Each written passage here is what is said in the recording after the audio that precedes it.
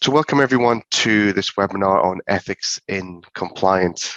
My name is Ian Messenger. I am an instructor at two universities in Canada where I teach ethics in a variety of different settings. I teach a course on ethics, corruption and accountability, which is very much targeted to law enforcement officers and the broader public sector. And I teach a course at Dalhousie University called Ethics in Action, where we're more focused on the private sector, more on decision-making models and making sure that we make ethical choices. So today, I'm going to cover a number of different topics relating to ethics. I'm going to look at some of the terms which are used when we talk about ethics to really ground our understanding of what exactly we're talking about. We'll look at a very well-known decision-making problem, an ethical issue, as it were, where we're presented with a scenario and we have to come to a decision. We'll also look at several variations of that problem, really just to see whether changing the scenario slightly changes our decision. Obviously, working in compliance, especially in the casino gaming sector, we are very much, it's incumbent on us to make decisions, to make ethical decisions in the course of our work. So I'm going to explore two different ethical decision-making models, walking through step by step each of the decision points, each of the factors that we have to consider. Now, of course, it wouldn't be right to talk about ethics without talking about leadership, especially because when we talk about ethics, we're also looking at informal and formal leadership opportunities. So we'll be looking at the importance of ethical leadership and some of the traits and principles that come with ethical leadership. And it's always been my view that when we look at leadership, it's not just based on an individual's title or an individual's rank within their organization. A lot of leadership comes informally from recognition and respect from peers. So let's move into the first section, which is on terms. Now, when we talk about ethics, there's often two terms which get used often interchangeably: ethical issue and dilemma. So just from the outset, I thought it's worth having a very brief 30-second high-level discussion about what each of these mean. An ethical issue is something that is presented to us. It's a scenario that is in front of us that needs to be resolved. This is the challenge that we have to go through our decision-making process in order to resolve. Now, we contrast this with a dilemma, which is essentially where we have two or more competing options. Neither of them are 100% perfect. We have to decide which is the least worst, which is the outcome that we're going to go with. And it's this example of a dilemma where there's two possible outcomes, which really brings us into the first of our scenarios, is the trolley problem. So this particular scenario, and there's a short video here just to outline it, basically gives the option of saving one individual or saving 5 individuals or taking no action. So let's watch the trolley problem. We'll explore some of the ideas and the concepts, and then we'll look at some of the variations, see what happens when we slightly change the scenario.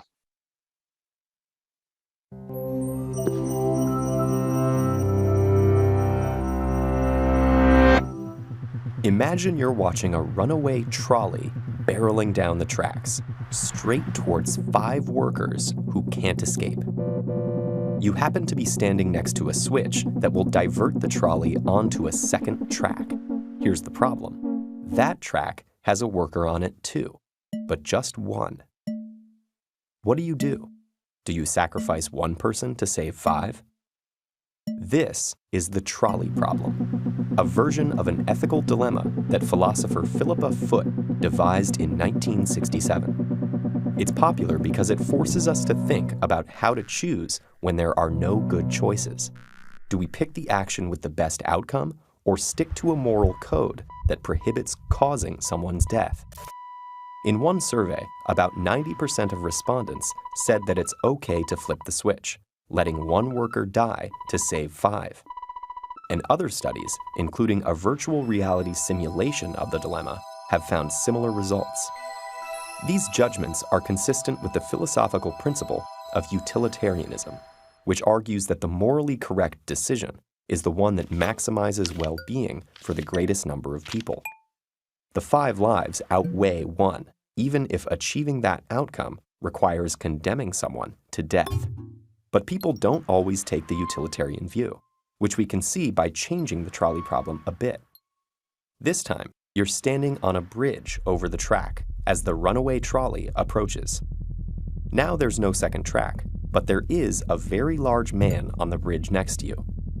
If you push him over, his body will stop the trolley, saving the 5 workers, but he'll die. To utilitarians, the decision is exactly the same. Lose 1 life to save 5. But in this case, only about 10% of people say that it's okay to throw the man onto the tracks.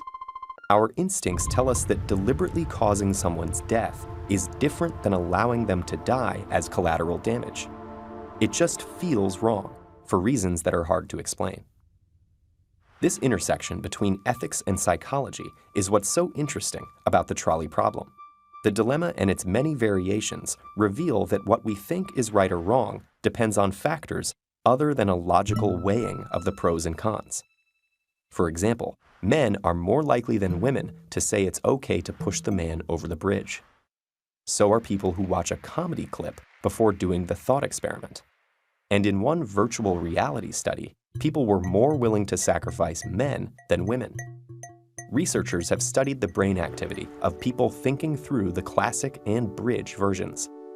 Both scenarios activate areas of the brain involved in conscious decision-making and emotional responses. But in the bridge version, the emotional response is much stronger. So is activity in an area of the brain associated with processing internal conflict. Why the difference?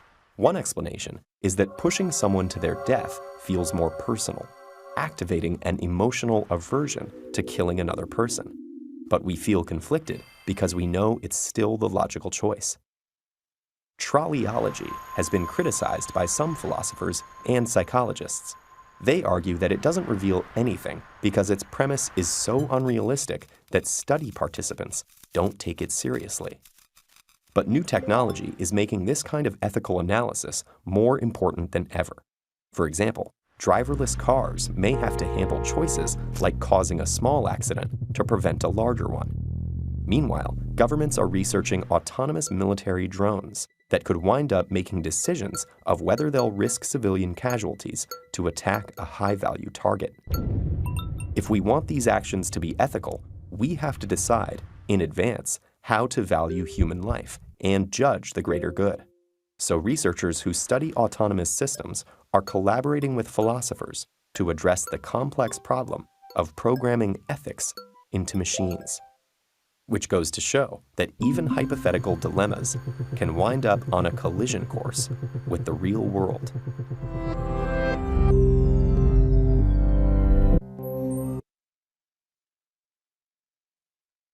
So here we see the brief description of what the trolley problem is. It's a decision whether to take action or no action, to sacrifice 1 life or 5 lives. And since the trolley problem was first developed, there's been a number of other slight variations. And these variations are really presented in order to see whether having different information, having additional information even, would change our outcome. And this is really important, I think, in the context of casino gaming, when decisions have to be made about suspicious activity, whether to file an SAR or an STR or demarket an individual, ban an individual. Information is key. We can only make decisions based on the information that we have. So taking the trolley problem, and again, one of the challenges with the trolley problem is that it is this abstract, unreal scenario. Let's have a look at some variations. And as we're going through these, think about how this would change your decision. So the Jim Carrey. So rather than a nameless individual that is standing on the bridge, imagine it's the actor and the comedian Jim Carrey. Now, imagine you are a fan of Jim Carrey, or you're not a fan of Jim Carrey. Would that change your decision? Would that make it easier or harder to push this individual? And conversely, imagine those five individuals that are on the track, the five individuals that we're debating whether to say five or one. Imagine those are anti-vaccine or pro-vaccine, depending on your position. Would that element make any difference?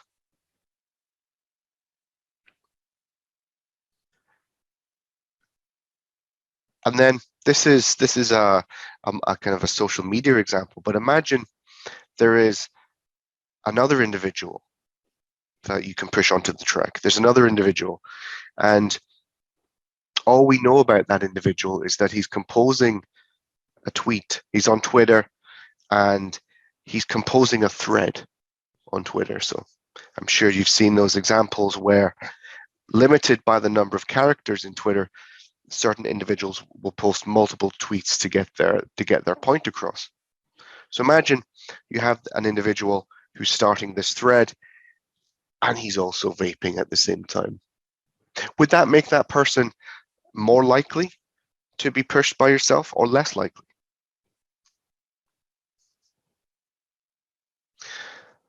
Then we have the long overcoat example. So this individual that we're looking to push, or potentially push, to stop the train, they're actually two small children that one is standing on the shoulders of the other. So they look like one individual, but they're actually two. Does it make a difference that they're children? Would that factor into your decision whether to push or not push the individual? But then why are they trying to pretend to be one person? Why are they up to potential no good? And if they're up to no good, or if they're up to mischief, does that warrant them being pushed onto the track, or does that make it easier to push them onto the track? And then the Hitler example. This one individual is Hitler. You may have had this debate at some point in your lives where you've discussed the impact of killing Hitler if we could go back in time. Now imagine you could push Hitler onto the track and save the individuals. Would that make a difference?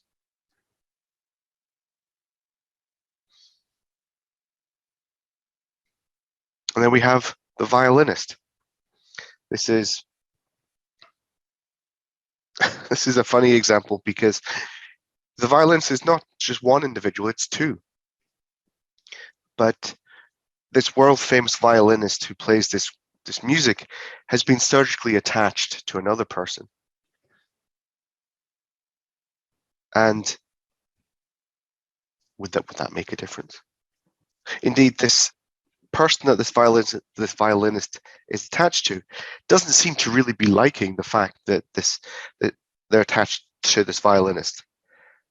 And maybe being pushed onto the track, maybe being killed, would be relief for that individual, aside from the fact that they're surgically attached to another human, but also the fact that they're having to listen to this music.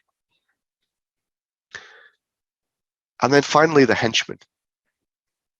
So rather than making the decision to send this train down one track to kill 5 or to kill 1, it's actually not you that's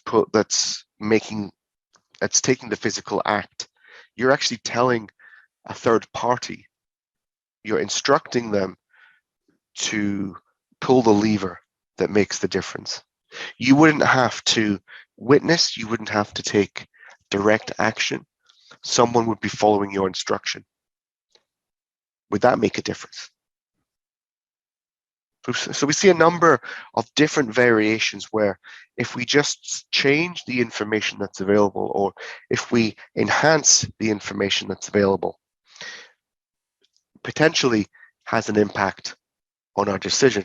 And indeed, this is something that we can take this ethical concept into our daily work, because if we think about working in compliance, when we make our decisions based on information, perhaps this example gives us pause to think, well, in order to make a decision on the compliance matter that I'm working on, perhaps I need to get more information. Perhaps I need to identify more information so I can make my ultimate decision. And this is really where decision making comes in, where having a logical, having a process orientated, a flowing method in order to make an ethical decision is key. In the next few minutes, we'll discuss 2 different decision-making models. We'll cover the Makula Center for Applied Ethics model and the PLUS model. And I think as we go through these 2 models, you'll probably see a number of these factors that you're already implementing in your own decision-making processes. So we'll look at the Makula example. 5 steps in the process. First step is identifying the ethical issue. So we're trying to identify what is the problem that we need to solve. And when we're identifying this issue, we're also considering what are some of the consequences? What is the likely outcome? And what is this issue ultimately about? Because once we define what the issue is, we're able to then take it forward and start to think about how we can address it. And how do we do that? We do that by getting the facts. We look at what facts we have. Much like the trolley problem, we should examine what facts we don't know. What information, what facts we need to get. And crucially, have we reached the point where we can make a decision? So this particular piece is probably something that is common knowledge as you're thinking about how you make decisions in compliance. But one of the other aspects is this point 4, which is often neglected, and we can tie this very closely into our consideration of stakeholders. So when we're making a decision in compliance, what individuals or groups have a stake in the outcome? Because if another group has a stake, they may have concerns that we need to address. And think about this in a compliance context in the casino gaming industry.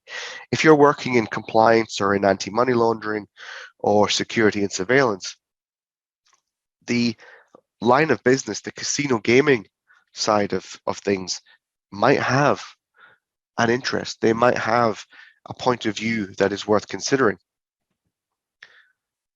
So then, having identified any extra stakeholders you want to include in your decision making, have they been consulted? Have we got all the information that we want from them? At this point, you're probably starting to think about what an outcome looks like, or what a range of outcomes could potentially look like. And that's really when we get to our next point, is when we're gathering the facts, when we're starting to think about it, we have to, or it's worthy in exploring what other options exist. Let's consider a range of options. And when we have alternative actions, we should think about the consequences of each, the outcomes of implementing each. This potentially brings us back to an earlier point where, as we're evaluating them, maybe we need to go and get more information or get more facts. But we consider a broad range of different questions at this stage. And once we've gone through this stage, we ultimately have hopefully identified at this point a preferred course of action. So in this stage, once we've evaluated all the options, we've picked the best one. And now we're moving into the implementation and the defense stage.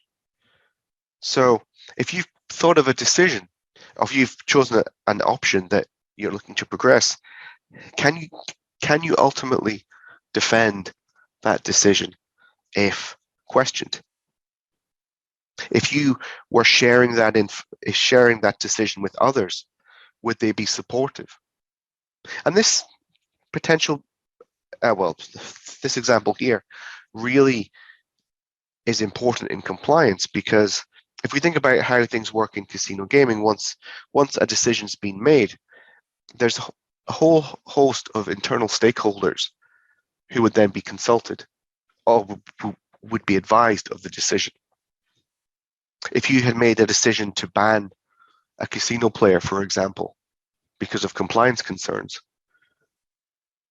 would your decision be received well by the business?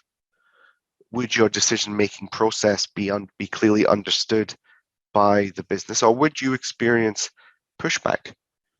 And if you experience pushback, could you defend that decision that you've made? And then, if you want to proceed with going ahead, we have to start thinking about how we can implement this decision, how we can implement it in the most meaningful, but in the most appropriate way, considering all of the various stakeholders. And then one of the key pieces, especially in decision making, and in whether you're in the public sector or the private sector, is the idea of reflection. How did the decision that you made work out? Did the outcome achieve your objectives? Were there challenges? Were there conflicts that you didn't foresee? Crucially, what could you do better next time? So once we've reflected on this, we also want to consider if there's anything else we can do to overcome some of these challenges in this current situation. So we've made our decision, we've implemented it, we've reflected on it, and we felt, well, really, it hasn't met all of our objectives. We're about 95% there. So question is, well, what can we do to achieve 100% effectiveness? Is there anything else we can do in this moment to almost bridge the gap or fill in the gap between our expectations and reality? And with this model here, it gives us a lot of options for reflection, for lateral thinking, for critical thinking, and crucially for self-development, because no decision or no situation is the same. But if we're able to reflect on our process, we can take the process to the next decision that we have to make, learning from our previous decisions. Maybe we've maybe in our next decision, there's another aspect that we didn't think, that we will now think about, having identified it during a previous reflection. There's a similar model, the plus decision-making model. Again, it's a similar step process. It's a six-step process. And when we look at plus, there's additional thoughts that we're keeping in our mind here. Plus stands for policies, legal, universal, and self. So as we're going through the 6 steps, we want to think about, is our decision making consistent with my organization's policies and procedures? Are the options I'm considering, are they legal? Are they acceptable? And these decisions that I'm thinking, or these actions that I'm evaluating, do they confirm, or do they confirm to the universal principles and values that my organization has adopted? And then finally, self. Does this satisfy my personal definition of right, good, and fair? So firstly, in this model, what we have to do is to define the problem. The most significant step in any decision-making process is articulating why a decision is needed, and then identifying the most appropriate outcome. And this can be something we can look at. We can look at whether our decision or the problem that we're facing is something that exists, or whether it's something that is perceived. So when we're thinking about this problem that we're trying to solve, we're trying to identify, we also want to identify, much like in the molecular example, we want to identify available alternative solutions. And this is really where our critical decision making comes in, because and you may have heard in your respective professions, oh, we've always done it this way. Oh, we take actions because we've always done it this particular way. Where we can really shine in decision making is by thinking outside of the box. But when we're thinking of alternatives, how many should we identify? And we could spend our entire lives thinking of all the different alternative scenarios that exist. There's this common phrase, great is the enemy of good, where we can spend so much time over analyzing situations that we ultimately never make a decision, or we waste time, or we're not using our time as efficiently as we could. So realistically, what we want to consider is between 3 and 5 different alternatives, 3 to 5 different alternative actions that we want to consider. And by choosing 3 to 5, it moves us away from this idea that there's only 2 options. Like we saw in the trolley problem, we can see that there's various different permutations based on different information that we can gather. So by forcing ourselves to choose 3 options, or at least 3 options, it gives us more lateral thinking. So then what we want to do is we want to evaluate each of these options. We now have our 3 to 5 options. We need to go through all of the pros and cons for each. Which is the best? Which do we have the most confidence in that it will resolve the problem that we're trying to face? Now, again, one of the things you'll probably identify as you're making your decision here, when you're analyzing your 3 to 5 options, is you might identify the need to go and get further information. You may find that you're not able to complete a decision. You're not able to make a decision because you don't have all the information that you have. Or if you do, what role does your own personal experiences play in this? And then ultimately, then we make a decision. Now, having gone through this evaluation, how that was a bit strange. So we make a decision. We have the information.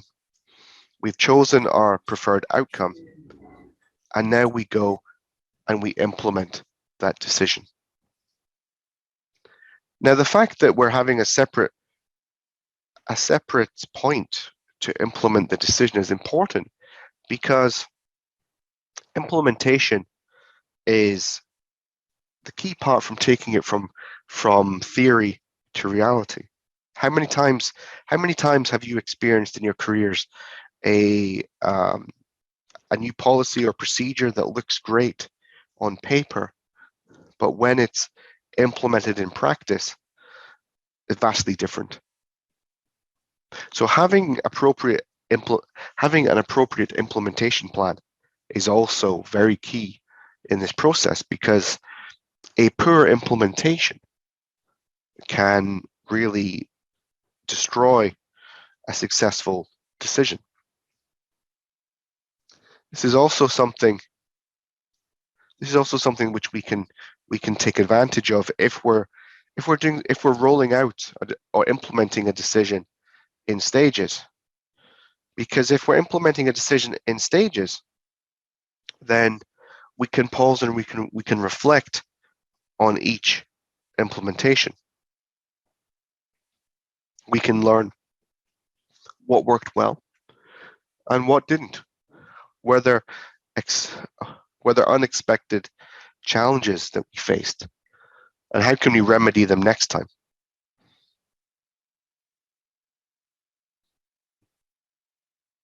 And then once we've implemented our decision, we evaluate, much like in the Makula model that we talked about earlier. Has the problem that we sought to fix been fixed? Have we achieved our outcome? And if we haven't achieved our outcome, what do we need to do in order to fix it? Is there anything more that we can do? And this is with the plus model. This also poses a slightly more specific question. Is the situation that we're in now, is it better or worse or the same as it was? This is a very rare piece in decision making and in implementation. Have we made things worse? Have we made things better? And if we made things worse, should we consider rolling back? Should we consider going back to what we had before? And then, have we created any new problems as a result of what we've done? And this may be based on the procedure or the decision that we've made.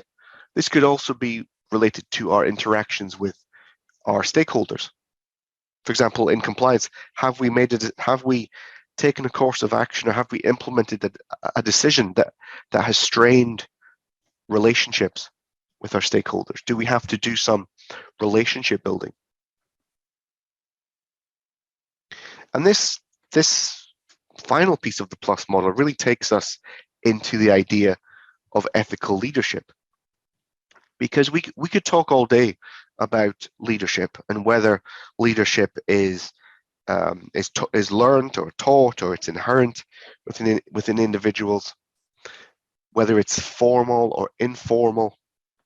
But let's focus on the intersection between ethics and leadership, and talk about the issue of ethical leadership. Because if we think about when we're making our decisions, when we're taking courses of action that have impacts on others, we're taking a leadership role, whether it's by virtue of our positions within organizations, or whether it's by virtue of the role and responsibilities that you have. Now, what ethical leadership is really tying your behaviors, tying your values into that leadership. And this is about doing the right thing, about setting examples for others to follow. Leading, you may have heard the term leading by example. And having expectations for others to follow.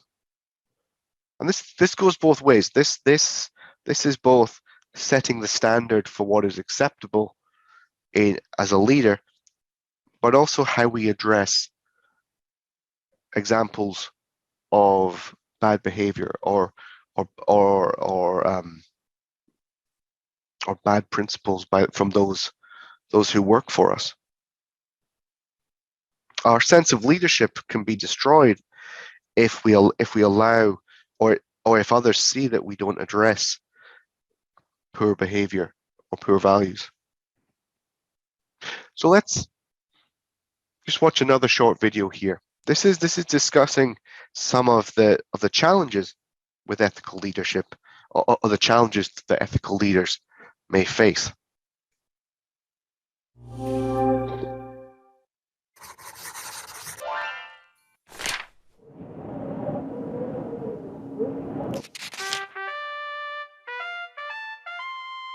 What does it mean to be an effective ethical leader? It means at least two things. First, effective ethical leaders act ethically as an inspiration to others. No single factor has a bigger impact on the ethicality of firm culture than the personal examples set by firm leaders. Second, they communicate and manage their organization's culture so as to promote ethical action by subordinates. Most of my managers have always been very ethical, and I've always looked up to their leadership, but one in particular stood out from the others in that she was always looking for other people's perspectives. How is this going to impact other people? What are the downstream impacts of this decision that we're going to make? And is it truly the right one for our company, for our stakeholders, and our client teams? Professors Cropenzano and Wallumbwa have observed that most adults do not have an adequate moral compass, and therefore look outside themselves for guidance in moral dilemma situations. It is the leaders of their organizations to whom they primarily look. And studies show that few things impact the ethical climate of a firm more than the actions of their leaders. Importantly, leaders' unethical actions are copied by subordinates even more readily than their ethical actions. When you have an unethical boss that is always trying to bend the rules or even break them, that is creating a toxic environment for everybody in the institution, because more and more people will try to do the same thing. Although it is especially important for leaders to act ethically, they are often particularly vulnerable to acting unethically.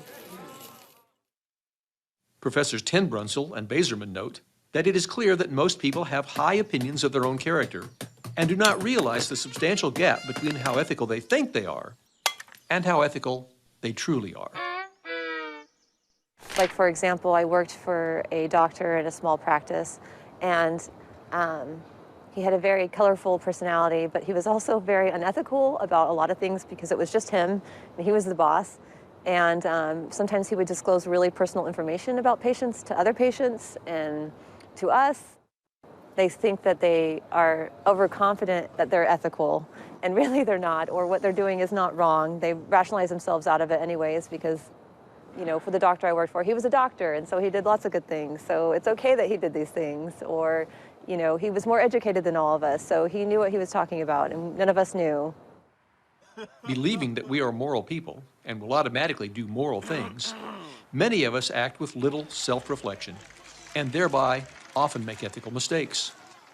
Overconfidence renders leaders particularly vulnerable because they have typically had great success in their lives.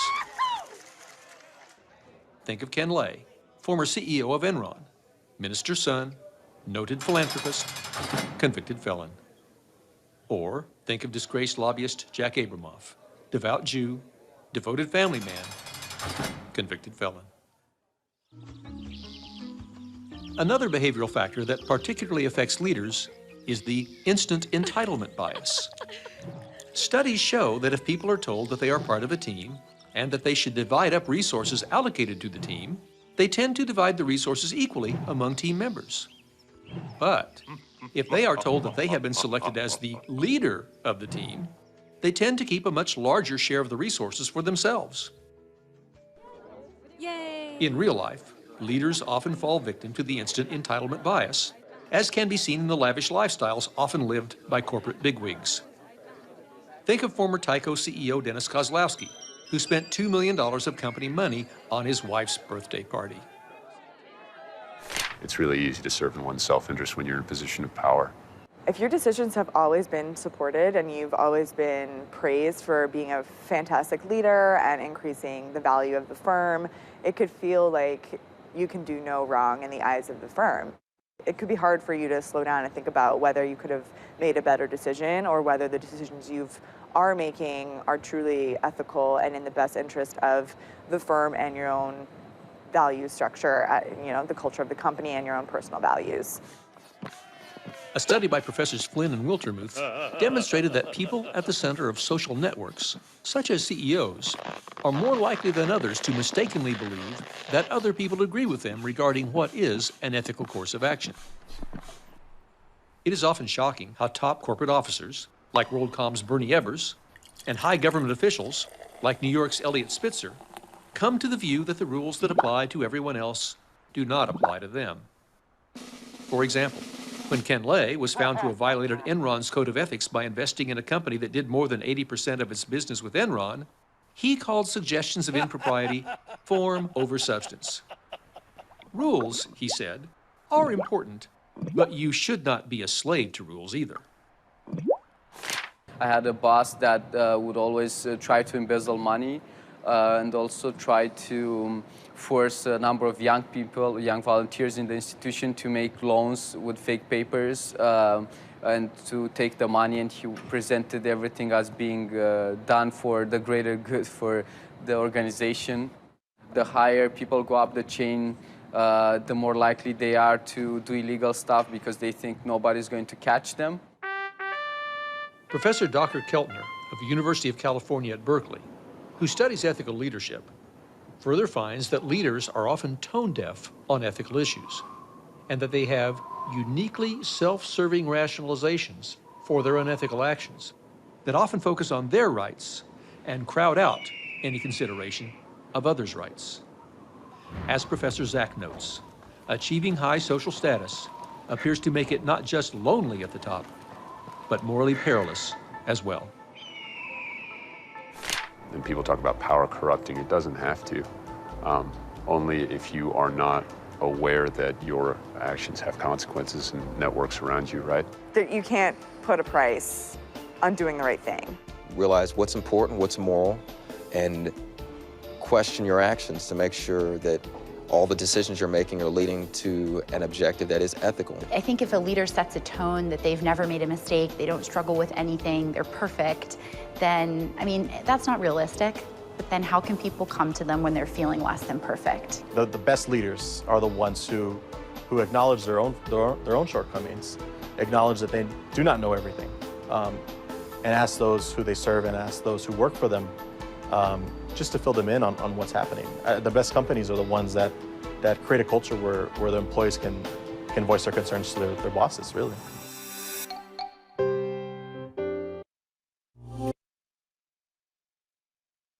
So here we've seen a number of examples where ethical leadership,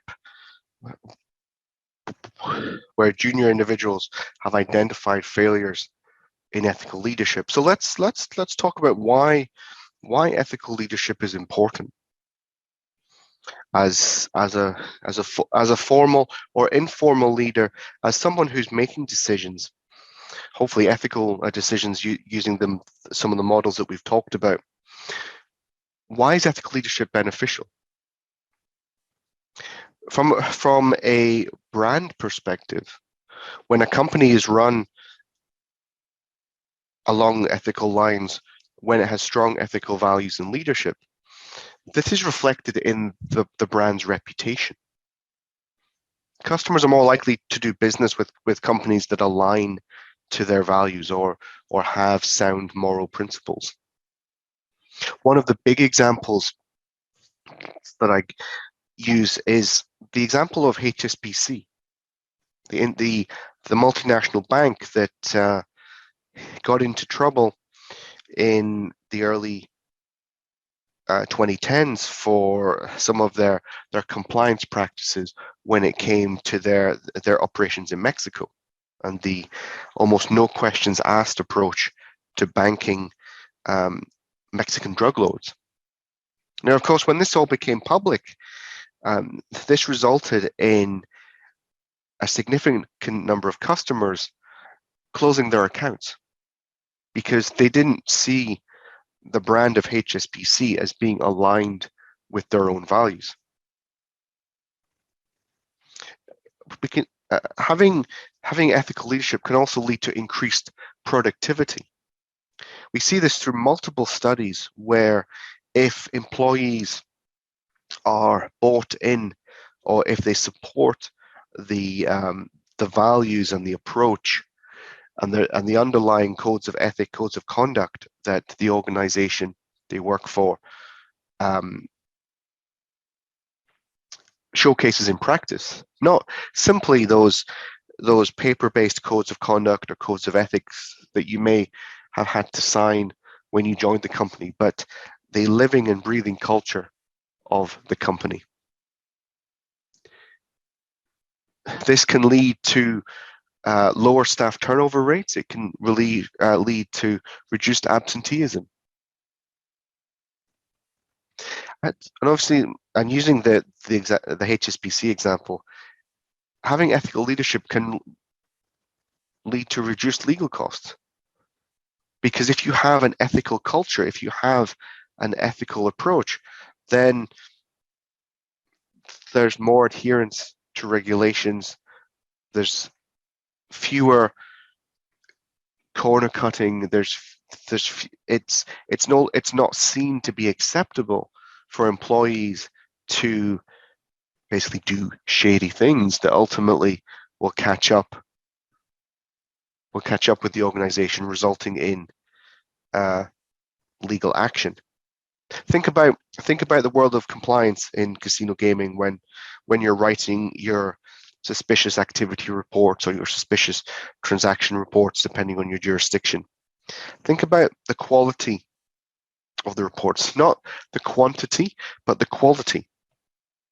Now, it's the content of those reports that regulators scrutinize. If you're working for an organization that prioritizes quantity over quality, then this is where ultimately, when the regulators come to do their inspections, you may encounter some challenges.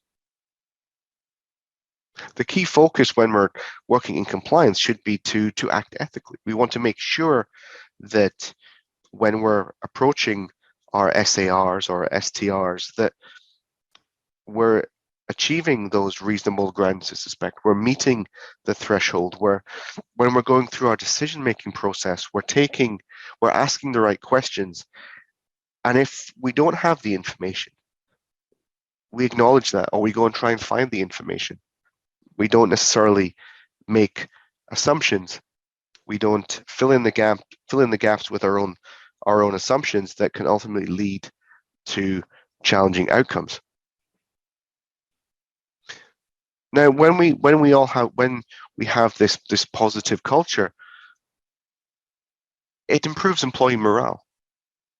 How many times, or how many instances have you worked for an employer that you simply don't enjoy working there? You don't believe in or you don't align with the values. You don't see you don't see that company being a place that you want to work. How stressful or how demoralizing is that environment? If you find an organization that you align with, it can make the world of difference. And when there's ethical leadership and there's the latitude to make ethical decisions, when there's the latitude to consider alternative outcomes, when there's time and resources given to you as a decision maker to come up with these ethical outcomes, then ultimately any decisions that are made in the name of the company are stronger.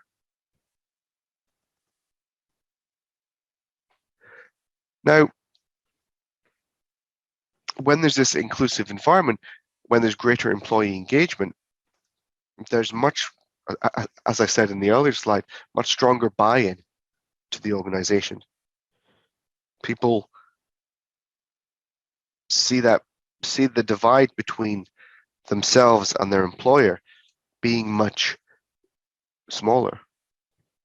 And ultimately, finally, improved customer service.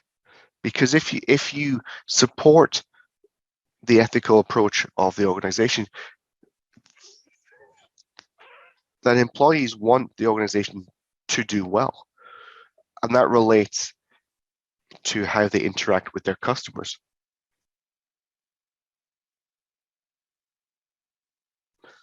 So let's look at some ethical leadership principles in as we come to the end of our hour.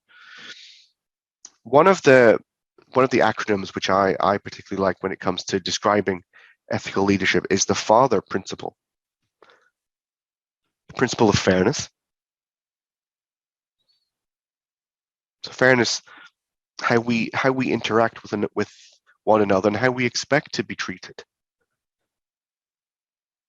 Removing favoritism, treating people fairly and equally. Crucially, when we're talking about ethical leadership, we're thinking of when things go well and when things don't go well.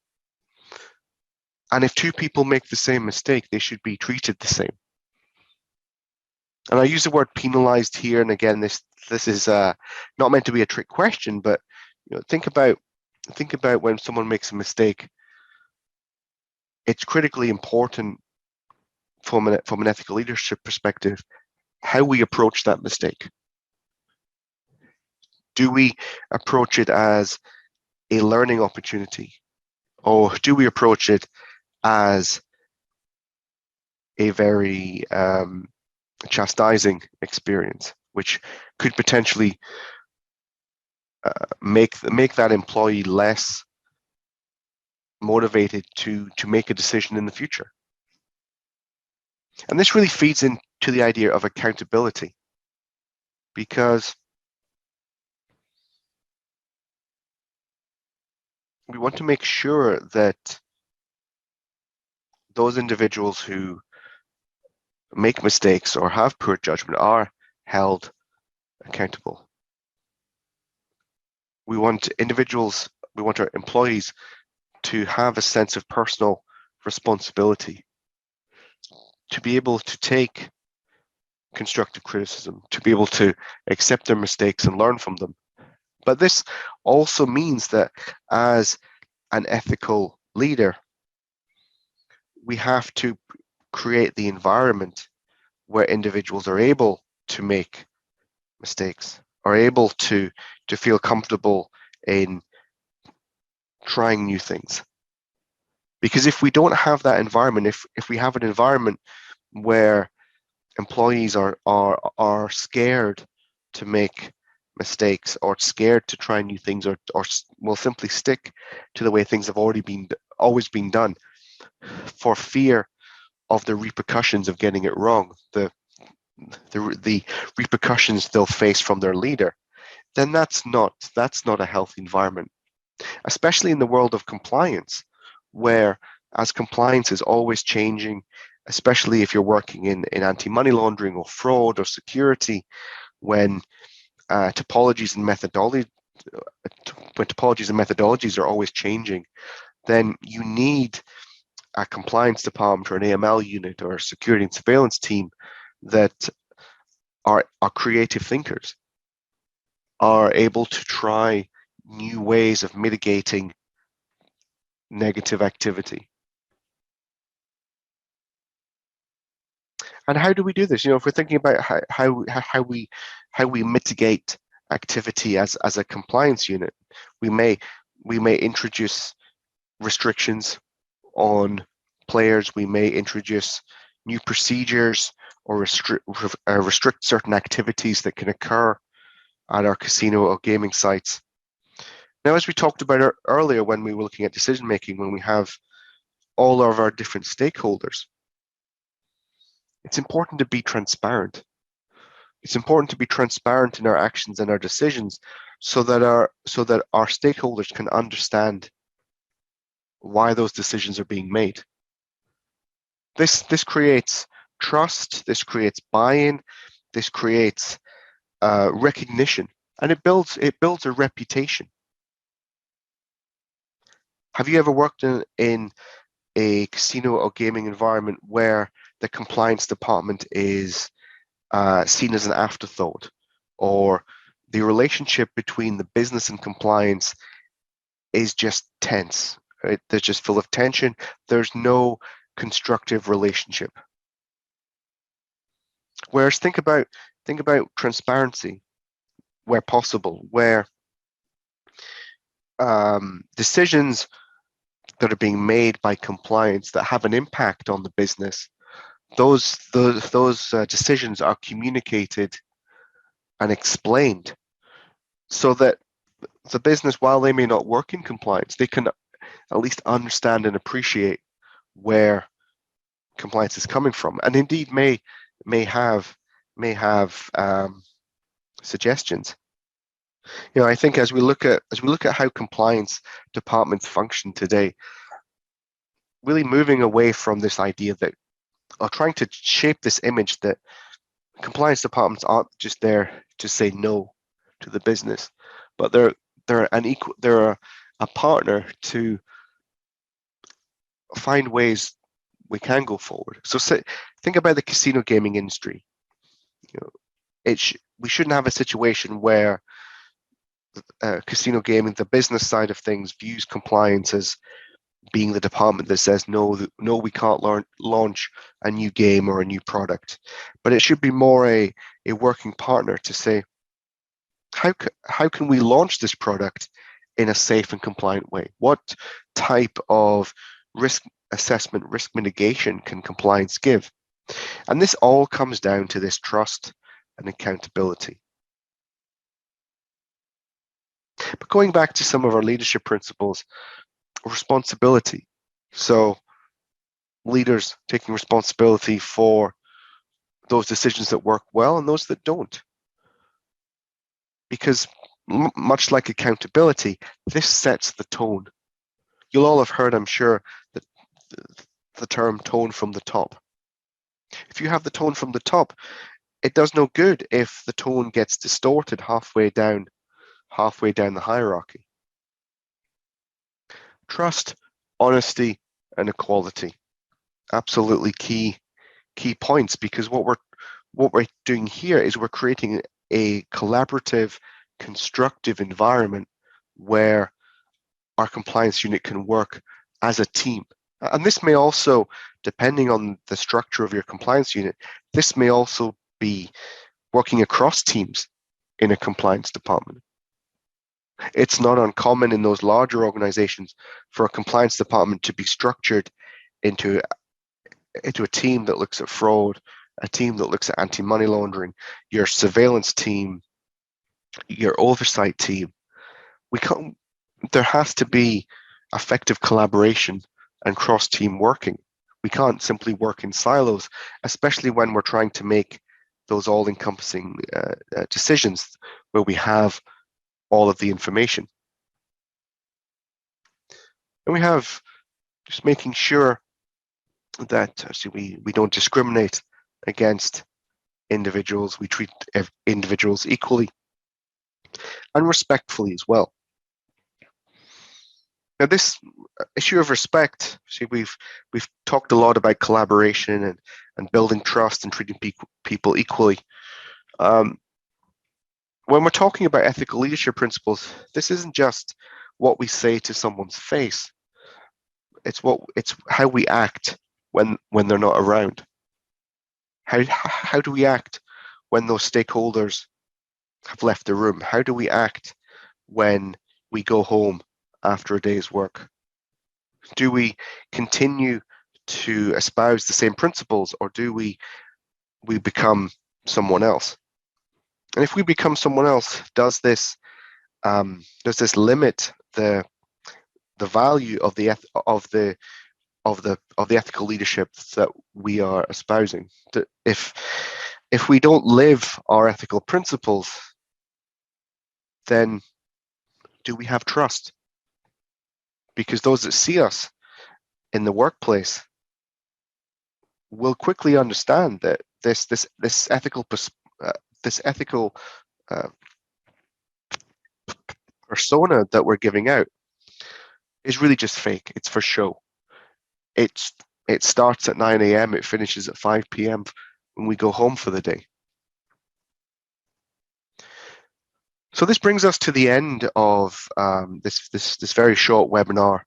Like I said at the beginning, I teach ethics at a number of universities, and certainly we cover these topics for months on end. If you're interested in exploring some more ethics options from the CGCS, there is a new 4-module short course which I've just designed for the CGCS, covering a number of different topics, much more in depth than we have here. And obviously the CGCS certification, the new certification for the casino and gaming industry, does have, as part of its core curriculum, a whole section on ethics and leadership, not simply just focusing on things like AML, bribery and corruption, fraud, and audit, etc. But it also covers the key skills of leadership and ethics.